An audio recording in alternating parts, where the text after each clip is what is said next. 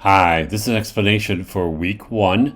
The first thing you should do is view the course overview video. If you haven't, it's right here. Click on it here and watch the course overview so you have a better understanding of the course on Blackboard. The second is what you're doing right now, and that is to view this video so you have a better understanding of my expectations for this week.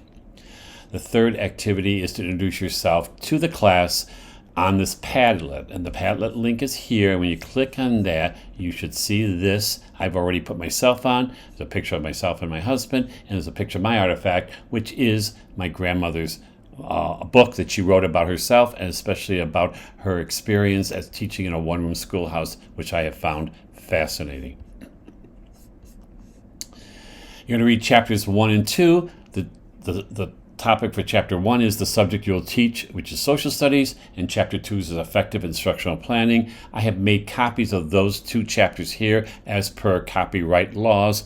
Please purchase the book, rent the book, find the book someone who may have it before you. Any way you could get it, please have the book because you'll need to read the chapters every single week. You're going to think about the qualities of a social studies teacher, and I want you, after you've read the chapters, I want you to respond to the following questions. What makes a good social studies teacher?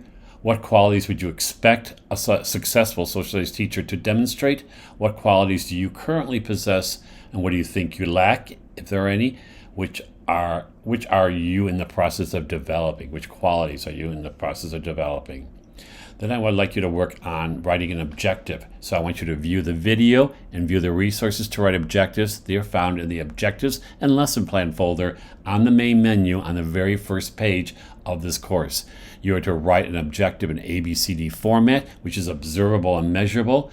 Use a hobby you would have to write your objective. Don't write the name of your hobby. Let's see if we can guess it. For example, my hobby, this is the objective for my hobby. Given a stack of new children's literature, the student will be able to select 2 books to be read in free time over the next month. So my A is my audience. Who's that? That's the student will be able to. B is the behavior. What will the students be able to do? They're going to read 2 books. The C is the condition. When or how are they going to do this? What are you going to give them? What tools will they need? Well, they're going to need a stack of children's books. And then what's the degree? The degree tells me how it can be measured, how I will know if they've mastered it. So they have to read 2 books over the next month. If they read 1 book over the next month, then they don't master. If they read 3 books, then they have exceeded my expectations in this objective.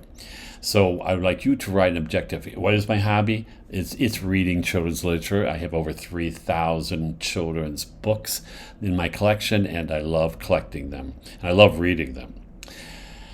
Then I would like you to write a lesson plan. Now you're going to pick the content information from maybe a plan that you find online, and you're going to use our educational studies objectives and lesson plans to write this. You're going to use the educational studies lesson template to write your objective. You're going to use that information you found online, and you're going to insert it into each of the areas of the lesson plan. Now, you may not find information from the internet. You'll have to create some information for some parts of that, and you'll see that along the way. But all the information you need can be found in the Objectives and Lesson Plan folder, which is on the main menu on the first page of our Blackboard in our course. The last independent activity you're going to do is to create a Betsy Ross star. You're going to actually follow this link here. You're going to create the star without measuring and only 1 snip from your scissors. Then after you have created the star, it might take a couple of times to do this. I would like you to take a photo of your star and post it in the Dropbox. Don't use a ruler. Don't use any measuring. Try to do it the way they suggest you do it. Then I want you to research about Betsy Ross, find some information, and put that information, post it here in the Dropbox, and let me know if that's information you already knew, some new information, or information that you thought you knew, but that wasn't really what it was about Betsy. Maybe you didn't know anything about Betsy, and that's fine too. So share what you've learned, post the link as evidence of your learning and comment on 2 of your colleagues' postings. That means you might have to come back. If you've already posted your work and nobody else has, you're one of the first ones, you'll have to come back and see what your colleagues have done. That's part of the class. That's part of the number of points you'll receive each week, because each week the lesson for that week is worth 50 points. This week is 30, and the group work is 20 points. We're going to move to the group work because we're done with the independent work. And the group work you'll find in the next document in the same week 1 module. So click on that.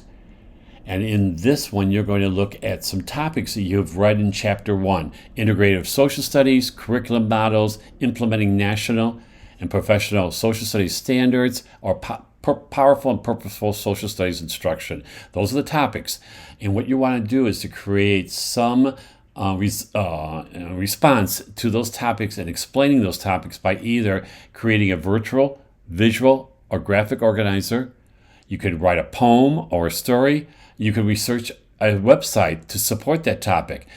Put that link in of that website and explain a little bit about how that supports the topic. You could create a game, or you can do any other choice that's comparable to the above choices. So what you'll need to do is communicate with your group. How do you communicate with your group? Let me show you. Go out here, go up to this is on the very first page of your Blackboard page in the course. You're going to click on Messages. Then you'll find students' names. You can click on them, the group, people who are in your group. And it also says, do you want to send them an email? Yes, click that box that says you want to send an email. And what you will then do is tell them what topic you've picked and what choice you're going to share that information, and you're going to post that by Wednesday. It says by Wednesday, so try to get as close to Wednesday as you can so that people in your group have a chance to comment on your work, because that's all part of it. Now, if somebody doesn't post their work, you do not get penalized for that. Just make sure you've posted your work and comment on anybody who does post, and you'll get credit for that. The people who don't, and I'm hoping there's nobody, but in case there is, they won't get credit for it. And you need to know that you have to do the group work in that week. And if you decide in a later week, I'm going to go back and do the group work now, you won't get credit for it because there's nobody who can look at your work except for me. Anyway, that's group work. If I've gone through too quickly or you have some questions, please feel free to get a hold of me, to contact me through my email and let me know that you have some questions. Otherwise, I'll see you online this week.